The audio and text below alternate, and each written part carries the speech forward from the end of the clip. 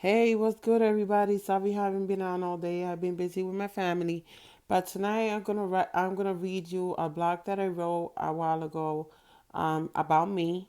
It's dedicated to a special someone. It's called My Addiction. I was afraid of losing you until I realized you never belonged to me in the first place. Because though my heart was with you, yours was with everything and everyone else. So instead of being afraid of losing you, I sat back and watched you lose me. I cut the blog a little short because it's really long. So for those who really want to go read it, you already know it's my live 77 blog.wordpress.com. When I first met him, I fell head over heels for him, not knowing he would become an addiction that would be hard to break. I thought he was cute, sexy body, and a badass. I was 16 when I met him, so I thought that was everything. I was so naive in so many ways and innocent in others. I didn't know the street life the way he did. I didn't know shit back then compared to what he knew back then.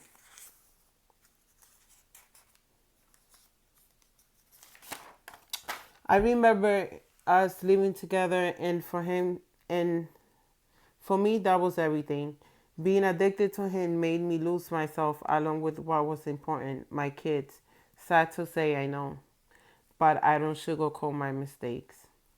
Being with him, I learned what was drugs. I learned what it was to have a broken heart. I learned things about the streets and about him that I wish I never knew. Things happened. We went through rough times. Was there abuse? Yes, there was, but I didn't know. Um, I didn't know it was. I married him, went through some crazy ass shit, but it came to a point I distanced myself. It's now I realize that my heart was always with him and I was scared to lose him when in reality he was never mine. His heart has always been on the streets.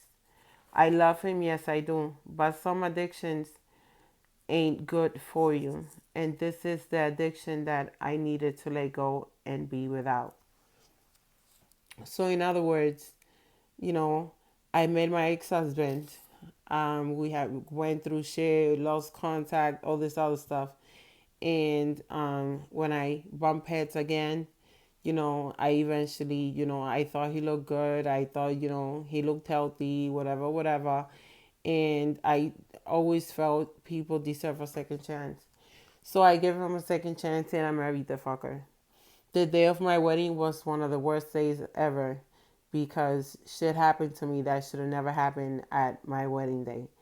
My wedding party was even worse. Um, his life, his heart was always in the streets. It always belonged to the drugs and it always belonged to the crimes. And that was a life that I didn't want to live. So I decided to distance myself and learn to live with to live without that addiction that I have. And do I love him? Of course I do. And I might always love him. I don't know that.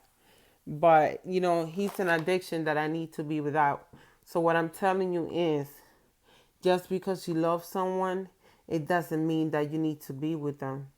Just because you love someone, it doesn't mean that you need to like them. You can love someone but not like them, just like you can like somebody but not love them. So my point to you is, sweetie, you're only sick. You're only a teenager. You just learning to live. You not learning. You just starting to live, and you should take advantage of that. Enjoy your teenage years. Enjoy your youth because you're beautiful, and I know you're a smart girl because I know you. You're very smart. Know that I love you with all my heart, and I will do anything for you, just like I will do for my girls. Um, and what you went through, you should have never gone through it. You know why? Because you don't deserve to be in that situation. No one deserves to be in that situation. And you know you can count on me. You have my Facebook, you have my number, and now you have my email. My monsters, my world 06 at gmail.com. If you don't want me to know, it's you talking to me. I'm always here. I understand you're going through situations. You know, we're not going to get into that. But I'm always here. If you feel you don't have no one on your side, just know you have me and I'll be always here for you. But you need to, you need to let that go. Let it go because that's not healthy. It happened once, it can happen again. And you don't know, God bless you and God forbid, but the next time he can kill you. Because domestic violence kills just like jealousy kills. This is for you, and you know who you are. I love you to the moon and back. And just know that I'm here for you. Excuse me. Know that I'm here for you in every type of way. And I keep talking about domestic violence because I think this is one of the biggest issues in this world, as long with addictions. And I'm sorry you had to go through this, and I'm sorry you had to experience this, but know that I'm here for you. And I hope you really listen. You don't deserve this, and you don't need this. You deserve better. You're young.